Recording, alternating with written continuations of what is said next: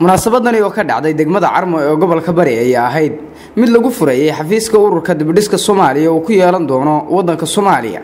Mas'uuliyiinta ururka ee ka soo qayb galay munaasabada furitaanka xafladda ayaa sheegay in ururkan uu leeyahay xafiisyo ku yaala wadamada Turkiga iyo Jarmalka. Xarunta Soomaaliya inay xafiis u noqon doonto degmada Carmo ee gobolka Bari. Xasan Maxamuud Yuusuf oo ah wakiilka ururka dibadhiska Soomaaliya ee wadanka Soomaaliya ayaa faahfaahin ka bixiyay ujeedada loo aasaasay ururkan iyo waxa uu qabtay muddadii uu jiray. ururka dibadhiska Soomaaliya ma aha urur gobolka Bari uu si gaar ah u leeyahay, mana aha urur degmada Carmo ay si gaar ah u leedahay, mana aha urur dowlad goboleed gaar ah oo dalka ka jira uu si gaar ah u leeyahay.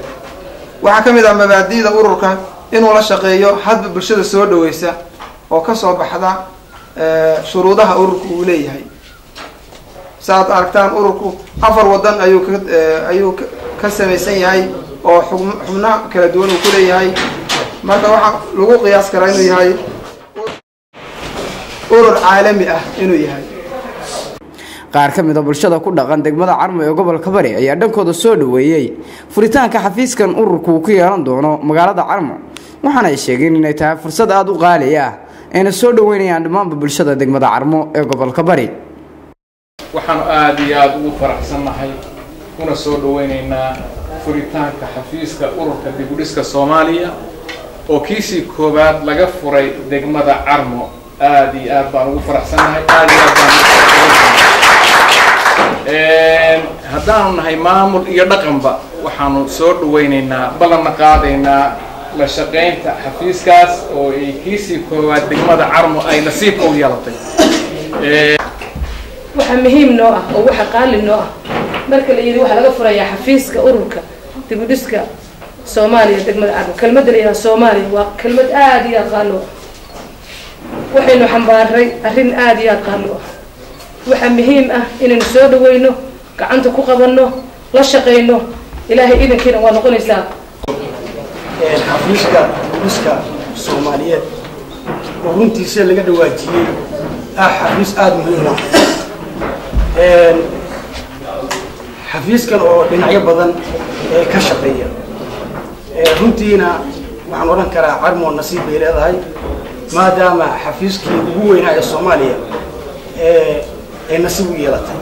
duqa degmada Carmo ee gobolka Bari Maxamed Cali Shire ayaa sheegay in dhankiisa uu si mugla u soo dhaweynayo furitaanka xafiiskan iyo tallaabo kasta oo horumar ugu jiro degmada Carmo oo mas'uulka ka yahay.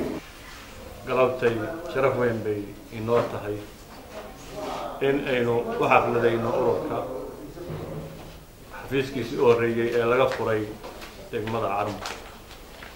runtii waa gool maanta oo uu ka lusho calankii jamhuuriyadda dunida islaamka ugu xooga badan ee Turkiga.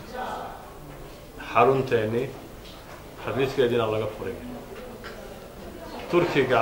anigu wax badan oo dheeraada oo aan ka ogeyn baan ka ogahay. xilligu Muqdisho soo galayna waan joogay. Erdogan markuu Muqdisho iska soo tuuray albaabkii birta ahaa oo Soomaaliya lagu xiran u jabiyay. ummadda Soomaaliyeedna uu bilaabay gargaar. waxay Soomaaliya kaga qoran tahay baal dahab ah dawladda Turkiga iyo madaxweynaheeda. magaalada Carmo ee gobolka Bari oo in ku dhow 100 kiiloomitir dhinaca koonfureed kaga beegan magaalada Boosaaso saarana wadada dheer ee laamiga ayaa muddooyinkii ugu dambeeyay waxa ka muuqanayay horumar dhinaca dhismaha oo ay magaaladu ku tallaabsanayso. Maxamed Xasan, warbaahinta dawladda Puntland, Boosaaso.